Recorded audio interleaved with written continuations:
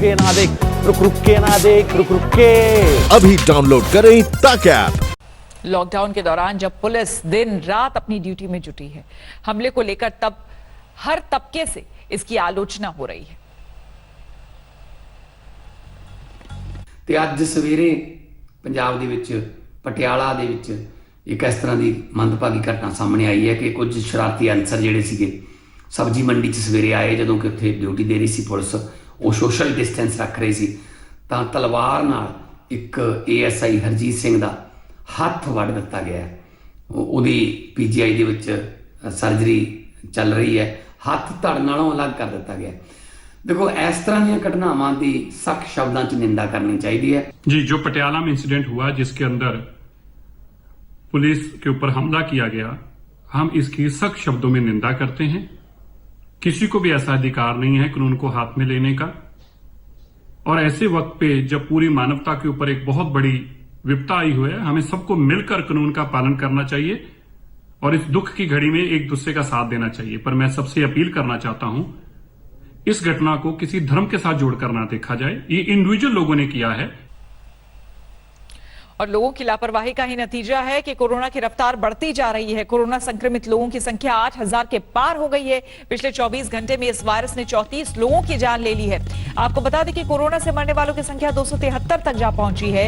मुंबई के बाद दिल्ली में भी कोरोना संक्रमित की संख्या 1000 के पार पहुंच चुकी है। मुंबई की झुग्गी झोपड़ी धारावी में 15 नए मामले मिलने से हड़कंप मच गया है। यहां अब तक 43 लोग पॉजिटिव पाए गए हैं, जिनमें 2 की मौत हो गई है।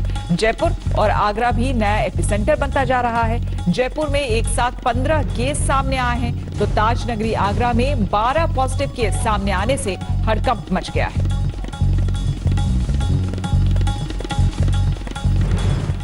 और संपूर्ण लॉकडाउन का आज 19वां दिन है।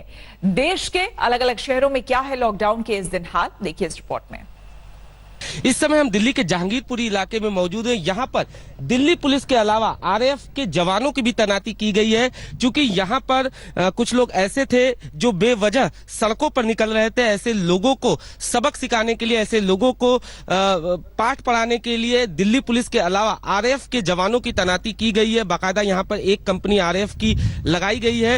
जो लोग भी बिना वजह के सड़कों पर निकल रहे हैं, उन्हें बाकायदा पहले समझाया जा रहा है, उसके बाद उन्हें यहाँ से जाने के लिए कहा जा रहा है। जयपुर में हालात बद से बदतर होते जा रहे हैं। खास करके रामगंज की बात करें तो मात्र 6-7 लाख की आबादी है उसके आसपास, रामगंज और उसके आसपास की, लेकिन इसके बावजूद वहां पर कोरोना पॉजिटिव की संख्या 300 के ऊपर चली गई है। तो समझा जा सकता है कि हालात कितने खराब हो गए हैं। यहाँ पर जो पुलिस कर्मी हैं वो यहाँ पर सख्ती से कर्फ्यू कर रहे हैं। स्वास्थ्य कर्मियों के अलावा किसी को अंदर आने जाने की इजाजत नहीं है। देश के कई राज्यों की ही तरह जम्मू कश्मीर के प्रशासन ने भी जम्मू कश्मीर में लॉकडाउन बढ़ाने की सिफारिश की है। दरअसल शनिवार को जम्मू कश्मीर में 17 नए मामले कोरोना वायरस के सामने आए हैं और कुल संख्या ये 224 तक पहुंच गई है। और श्रीनगर में कल पहला दिन था इस पूरे 1 महीने के दौरान जब कोई भी कोरोना वायरस पॉजिटिव केस नहीं पाया गया। और प्रशासन का मानना है कि जो लॉकडाउन सख्ती से यहाँ पर इम्प्लीमेंट हो रहा है, उसी के कारण कोरोना वायरस को रोकने से जम्मू कश्मीर में फिलहाल सफलता मिल रही है। साथ ही साथ अगर लद्दाख यूनियन टेरिटरी की बात करें, वहां पर भी जो 14 मामले पहले सामने आए थे, उसके बाद वहां पर कोई बढ़ोतरी नहीं देखी गई। और दिल्ली में कोरोना वायरस के पॉजिटिव मामलों ने 1000 का आंकड़ा पार कर लिया है। ऐसे में अगले लॉकडाउन के लिए कितनी तैयार है केजरीवाल सरकार और क्या है सरकार के सामने चुनौतियां? आज तक संवाददाता पंकज जैन ने दिल्ली के स्वास्थ्य मंत्री सत्येंद्र जैन से एक्सक्लूसिव बातचीत की। देखिए, पीपी किट्स हमारे पास अभी 13,500 पीपी किट सेंटर ने दी है। उन्होंने 37,000 के लिए बोला था, तो अभी शायद 1-2 दिन में देंगे। आशा करते हैं कि मिल जाएंगे। और कुछ पीपी किट्स हमने भी मार्केट से खरीदी है, तो अभी मान सकते हैं कि हमारे पास 6-7 दिन का स्टॉक है, 5-6 दिन का। लेकिन उसके बाद कितनी मांग और आप लोग कर रहे हैं, क्योंकि लॉकडाउन बढ़ना है, ऐसी स्थिति में आपको लगता है कि और ज्यादा पीपी किट्स की जरूरत पड़ेगी? क्योंकि अभी टेस्ट उस तरह से शुरू नहीं हुआ है जिस तरह से कहा गया था, और टेस्ट अगर पॉजिटिव आते हैं आने वाले दिनों में तो जाहिर सी बात है डॉक्टर और स्टाफ को पीपी किट्स की जरूरत ज्यादा होगी। नहीं, देखिए, दिल्ली में टेस्ट काफी स्पीड से हो रहे हैं। 12,000 से ज्यादा टेस्ट हम लोग कर चुके हैं और स्पीड और बढ़ाई जा रही है इसकी। तो डेली टेस्ट के ऊपर काफ़ी हम स्ट्रेस दे रहे हैं। और पीपी किट्स की बिल्कुल ठीक कहा आपने, और भी जरूरत पड़ेगी। हमने 2 लाख किट्स सेंट्रल गवर्नमेंट से मांगी हैं और खुद भी हम लोग डायरेक्टली खरीद रहे हैं जहां से भी पॉसिबल हो रहा है। तो क्या सरकार खरीदने में सक्षम हो पा रही?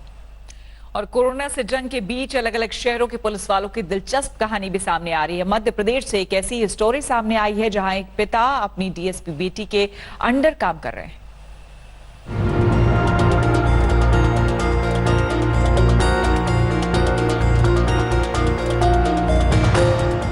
देश में महाराष्ट्र और दिल्ली के बाद मध्य प्रदेश वो राज्य है जहां कोरोना के मामले तेजी से बढ़ रहे हैं। यहां मौत का आंकड़ा 30 को पार कर चुका है। लेकिन इस प्रदेश से 2 ऐसी तस्वीरें सामने आई हैं जो वाकई सराहनीय हैं। चलिए अब इन दोनों तस्वीरों का आपसे तारुफ करवाते हैं। इनसे मिलिए, ये शाबिर अंसारी हैं। मध्य प्रदेश के सीधी जिले के मझौली थाने में बतौर डीएसपी तैनात हैं। और ये अशरफ अली हैं, इसी थाने में ये भी बतौर सब इंस्पेक्टर काम कर रहे हैं। लेकिन डीएसपी साहिबा और सब इंस्पेक्टर का इंट्रोडक्शन सिर्फ इतना नहीं है, बल्कि इन दोनों में बाप बेटी का रिश्ता है। जी हाँ, पिता सब इंस्पेक्टर बेटी के अंडर काम कर रहे हैं और इन दिनों कोरोना के खिलाफ फाइटर बने हुए हैं। बिल्कुल, वो यहाँ पर मेरे अधीनस्थ हैं और मैं उसी तरह उनसे काम ले रही हूँ जैसे मैं अपने बाकी अधीनस्थ कर्मचारी और अधिकारियों से काम ले रही हूँ। तो उन्हें भी काफ़ी अच्छा लग रहा है मेरे अंडर काम करके। या उनको थाना प्रभारी के कुछ अनुभव नहीं है, या इनको थाने का अनुभव नहीं है, तो जो भी पूछती है डायरी के संबंध में, चालान वालान के संबंध में बताता हूँ। चलिए अब ये जानिए कि आखिर पिता और बेटी दोनों एक ही थाने में एक साथ क्यों और कैसे तैनात हुए। दरअसल पिता अशरफ अली हमेशा से बेटी के अंडर काम नहीं करते, बल्कि पिता इंदौर के लसूड़िया थाने में तैनात हैं। लेकिन बीते दिनों जब अशरफ अली बेटी से मिलने गए तो लॉकडाउन की वजह से वहां से निकल ही नहीं पाए और वहीं रह गए। क्योंकि पिता का ताल्लुक भी वर्दी से है, लिहाजा ऊपर से ऑर्डर भी आ गए कि जब तक लॉकडाउन नहीं खुल जाता तब तक बेटी के अंतर्गत ही एक ही थाने में काम करिए। यहाँ आपको ये बता दें कि शाबिर अंसारी ने साल 2016 में पीएससी की परीक्षा को पास किया था और बतौर ट्रेनी डीएसपी काम कर रही हैं। मध्य प्रदेश से हरिओम सिंह के साथ आज तक ब्यूरो। और कोरोना संकट के बीच हौसले की ऐसी कहानियां सामने आ रही है जो अपने आप में एक मिसाल है। तमिलनाडु के कुमकोणम से एक शख्स कैंसर से पीड़ित अपनी पत्नी को साइकिल पर लेकर पुडुचेरी पहुंच गया। यहां अस्पताल में डॉक्टर्स ने भी उसे मायूस नहीं